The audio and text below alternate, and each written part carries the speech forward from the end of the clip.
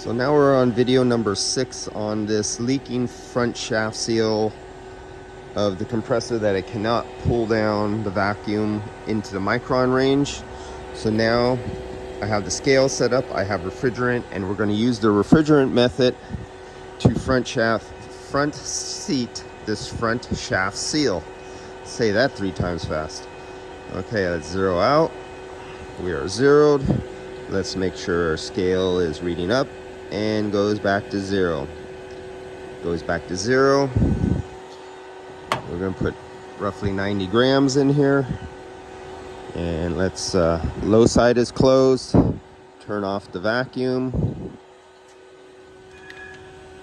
And open up the refrigerant. And that's, there we go, that's it. 90 grams, 110. I put a little more than I wanted in there. So let's just get the high pressure liquid that's stuck inside my line. Let's let it bleed out into the system. And now we're going to run the vehicle.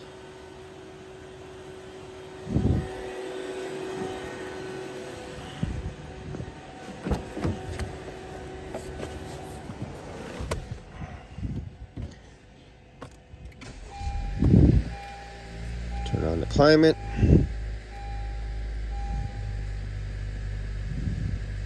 Come on, any day now.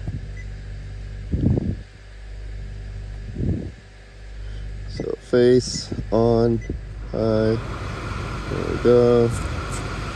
Let's get the problem is it's only like 42 degrees outside right now, 45 degrees.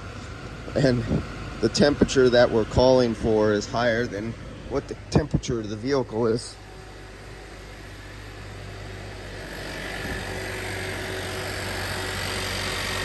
And as you can see, it's running.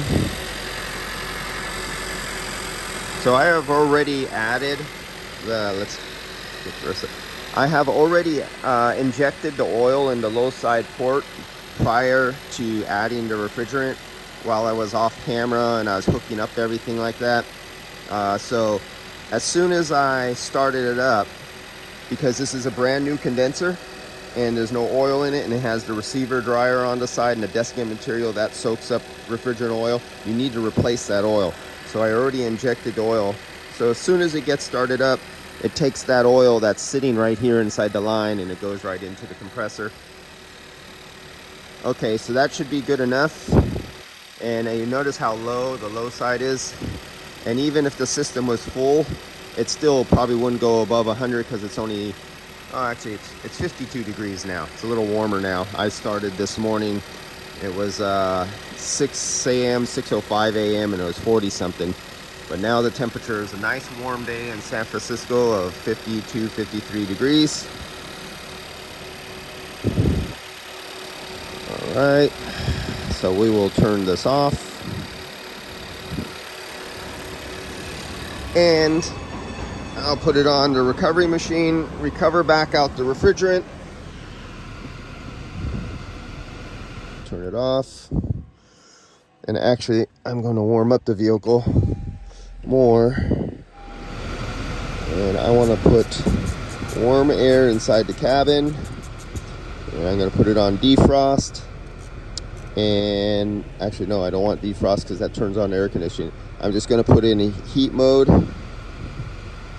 I don't want defrost because I don't want the AC running. But I do want the engine running because it's nice hot coolant coming out here.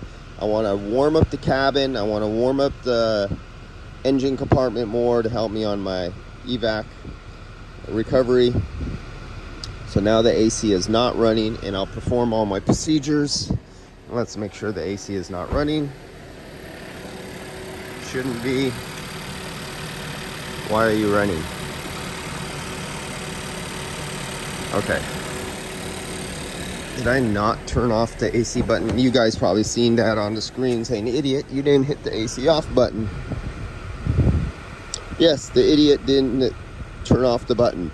Okay, the village idiot is now doing it right. Okay, now we have an AC that is off.